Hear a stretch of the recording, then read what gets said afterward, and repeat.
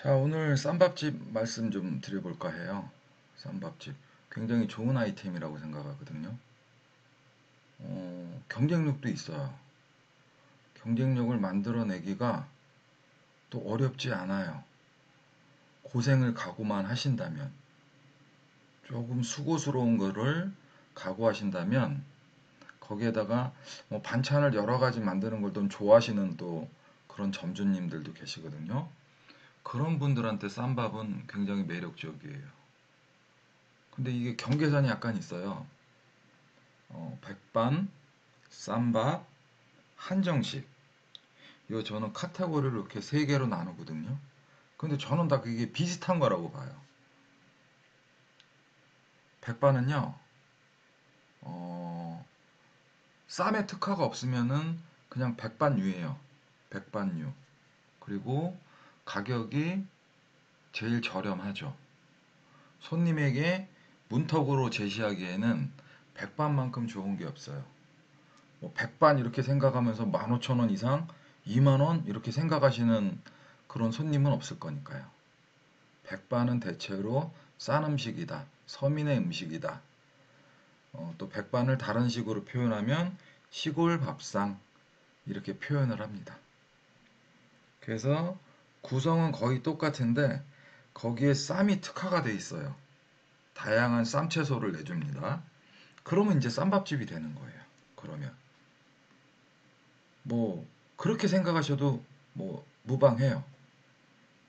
쌈밥은 뭐뭐뭐가 있어야지만 쌈밥이다? 아니에요. 그냥 시골 밥상에다가 쌈만 푸짐하게 귀퉁이에다가 내주시면, 함께 내주시면, 그러면 쌈밥집이라고 해도 누가 태클 걸 수 없습니다.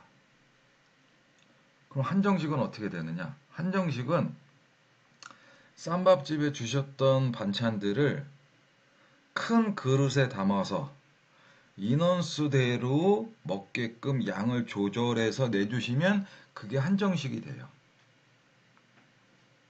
뭐 세부적으로 들어가면 뭐 더 깊이가 있겠지만 그냥 뭐 단순하게 이렇게 설명드리면 그릇을 크게 하고 인원수에 맞는 음식으로 조금 더 정갈하게 내주면 그게 바로 한정식이다.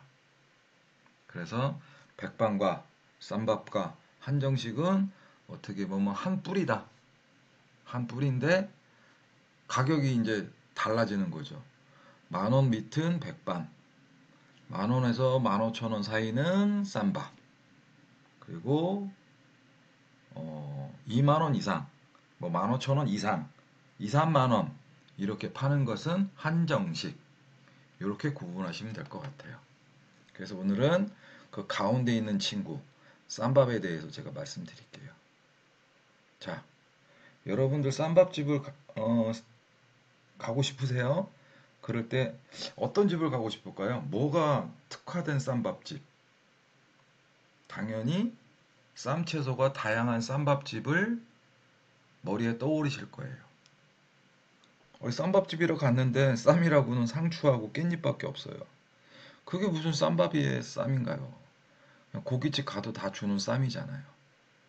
그걸 뭐 많이만 줬다고 해서 쌈밥집이다? 아니죠. 그건 틀린 거죠. 근데 정말로 우습게도 쌈밥집이라고 해서 들어갔는데 쌈은 딸랑 상추, 약간의 깻잎, 그리고 고추. 이걸 바구니에 푸짐하게 담아서 이걸 쌈밥집이라고 이렇게 말하는 집들도 많이 봤습니다. 근데 그게 아니에요. 진짜 쌈밥집은요, 쌈채소의 가짓수가 최소 10가지 이상이셔야 됩니다. 그 10가지를 20가지처럼 보이게 하는 방법은 예전에 이제 백종원의 원조쌈밥에서 보여줬어요.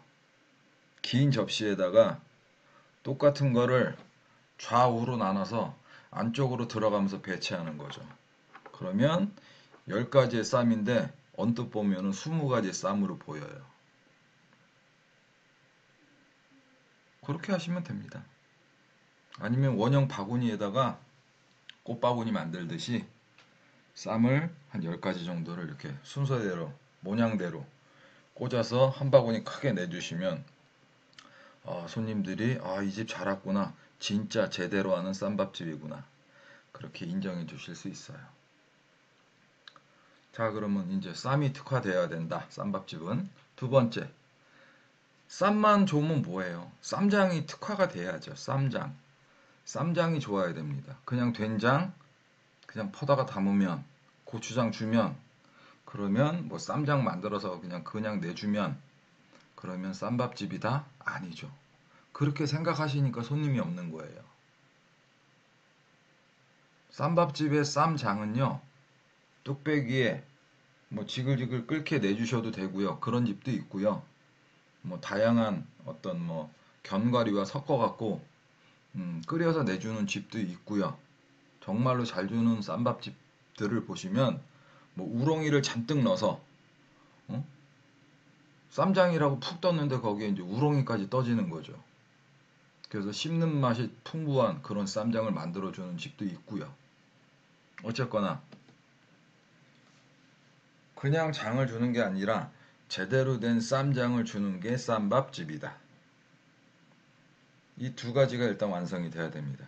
그래야 쌈밥이에요. 마지막 3번이 또 중요합니다.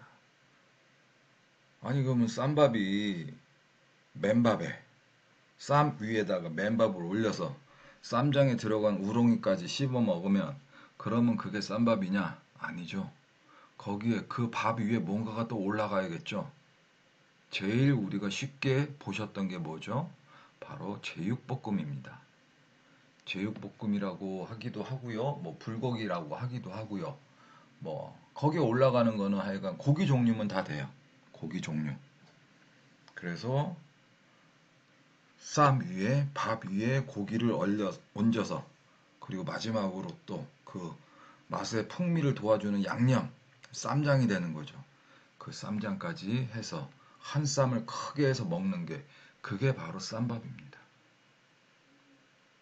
되게 간단하죠? 이 세 가지가 핵심이에요. 근데 여러분이 가보신 쌈밥집 중에 이 세 가지를 다 끝내주게 주는 집이 의외로 없다. 많지 않다. 귀하다. 그래서 저는 쌈밥집이 고관여 식당 중에 하나라고 생각해요. 의외로 한정식 집은 많습니다. 근데 제대로 주는 쌈밥집은 적어요. 귀해요. 물론 제대로 주는 시골밥상, 제대로 주는 한정식 이렇게 앞에다가 제대로라고 말을 달면 뭐 다 귀하죠. 제대로 주는 동태탕, 제대로 주는 뭐 닭갈비 다 귀해요. 근데 오늘은 이제 쌈밥을 얘기하는 거니까 진짜 이렇게 이 삼박자를 정확하게 갖추고 있는 다양한 쌈채소와 특화된 쌈장과 그리고 메인으로 올려 먹을 수 있는 그런 뭐 특별한 제육볶음, 맛있는 제육볶음, 맛있는 불고기, 불향이 나는 불고기. 이 세 가지가 갖춰진 쌈밥집은 참 찾아보기 힘들다. 힘들기 때문에 어떻게 한다? 그 세 가지를 정확히 준비해서 갖춰내서 손님한테 내줄 수 있는 내공이 쌓인다면 그 쌈밥집은 단번에 손님들에게 노출될 수 있다는 말씀을 제가 드리고 싶은 거예요. 눈에 확 띄는 거죠. 소문이 금방 나는 겁니다. 진짜가 나타났다. 진짜가 나타났다라고 사람들이 평가를 하면요. 그 파괴 속도는 우리가 생각하는 것보다 훨씬 빠릅니다. 그만큼 가짜가 많은 어설픈 식당들이 많은 작금의 모습이라는 거죠. 그래서 쌈밥집을 하실 때 세 가지만 지키자 이거예요. 쌈채소가 많으면 많을수록 좋다. 그래서 힘든 겁니다. 그 채소마다 박스에 다르게 담겨 있잖아요. 그걸 다 아침마다 꺼내서 씻어야 돼요. 그 여러 가지 걸 씻어갖고 또 어떻게 해요? 또 접시에다가 다 세팅을 해야 될 거 아닙니까? 그것만 아주머니들이 두세 명이 앉아갖고 점심이 오기 전까지 그것만 해도 바빠 정신이 없습니다. 그래서 너무 힘들어요. 인건비에 이렇게 걱정하시는 분들은 쌈밥집 못 하세요. 그리고 반찬, 쌈밥집이니까 당연히 반찬 많이 만들어 주셔야죠. 그것도 좀 돌아가면서 교대해 가면서 그런 반찬을 만드셔야 되는데 그거 뭐 기술도 있어야 되고요. 그거 역시 인건비가 필요하겠죠, 주방에. 그래서 쌈밥집은 좀 내가 그래도 한 5, 60평 규모를 하고 싶다. 그리고 내가 뭐 한정식처럼 그렇게 고급 집은 아니더라도 그래도 객단가를 좀 받는 그런 식당을 하고 싶다. 그리고 나는 반찬 만드는 게 재밌어요. 좀 손님들한테 내 음식의 손맛, 솜씨를 좀 보여주고 싶다. 그러신 분들이 하기에 참 좋은 아이템이라는 거. 그리고 시장 자체로 볼 때는 블루오션이라는 거. 절대 레드오션이 아닙니다. 한정식은 저는 레드오션이라고 생각해요. 백반집은 레드오션이라고 생각해요. 그리고 백반집은 가격 자체가 주는 그런 어떤 고단함이 있기 때문에 정말로 수백 그릇을 팔지 않는 이상은 힘든 아이템이다. 어지간하면 뛰어들지 말자. 하지만 쌈밥은 그 중간 포지션에서 굉장히 고급스러운 어떤 기능적이거나 기술적으로도 상당히 고퀄리티 식당으로 완성될 수 있는 좋은 아이템이다. 하지만 일거리가 굉장히 많은 아이템이다. 그래서 남들이 뛰어들지 않아서 블루오션인 거다. 거기에 내가 들어갈지 말지는 내가 결정해야 된다. 이상입니다.